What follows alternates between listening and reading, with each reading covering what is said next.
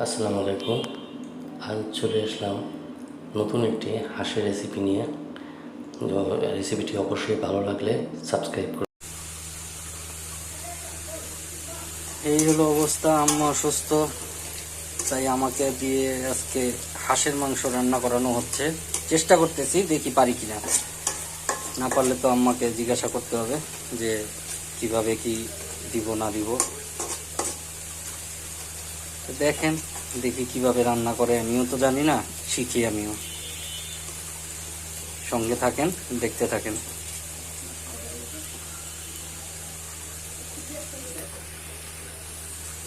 দেখো হয়েছে নাকি, দেখো না।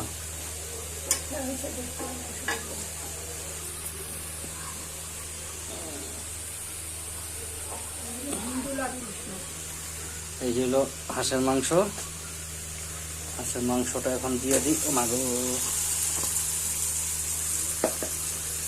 হাঁসের মাংস দিয়ে দিলাম।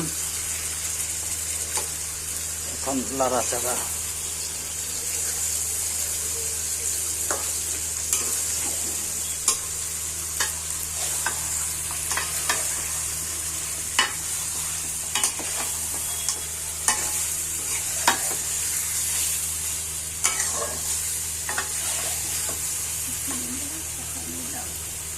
এটা দিয়ে পানি দেবো না।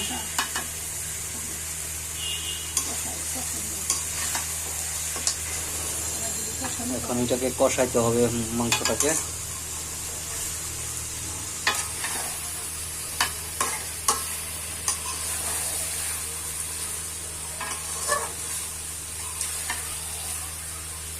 মাংসটা একটু কষানো হোক, তারপরে আবার আসতেছি।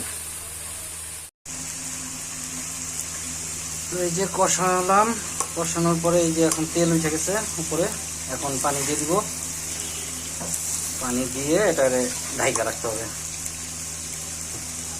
আজকে হাঁসের মাংসে ঝাল দেওয়া হয়েছে, অন্যদিন ঝাল দেওয়া নেই, আজকে ঝাল দেওয়া হয়েছে, যে ঝাল ঝাল করে করা হবে।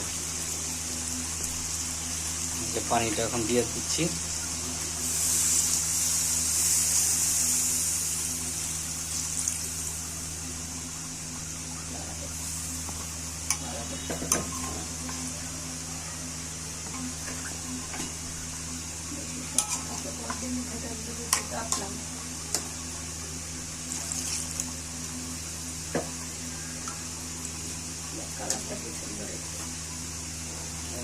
পানি টানি দেওয়া হয়ে গেল,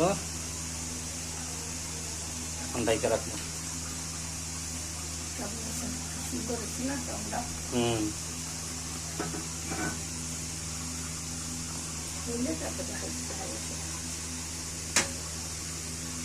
এগুলো পানি দিয়ে দিচ্ছি। এখন হওয়ার পরে আবার ফাইনাল ভাবে দেখাবো না। এখানে আরেকটা তরকারি আছে, ধুন্দু দিয়ে, বোধহয় সম্ভবত ইলিশ মাছ। এই তরকারিটা অনেক মজার তরকারি, পাতলা ঝোল হয়, খুব মজা এটা। এই যে আমাদের বিল্লু চলে আসছে, এঞ্জেল। এই যে ওকে, ফাইনাল আবার হাঁসের মাংসটা হোক, তারপর আপনাদের সাথে আবার দেখাচ্ছি। আমাদের হাঁসের ফাইনাল লুক হয় না এখনো, আর একটু ঝোল কমবে। আমরা একটু ঝোল রাখবো আজকে। তেল টেল সব উপরে চলে আসছে, আর কিছুক্ষণ রাইখা নামাজ পড়বো। আল্লাহ হাফেজ। যাদের ভালো লাগলো অবশ্যই চ্যানেলটি সাবস্ক্রাইব করে পাশে থাকবেন।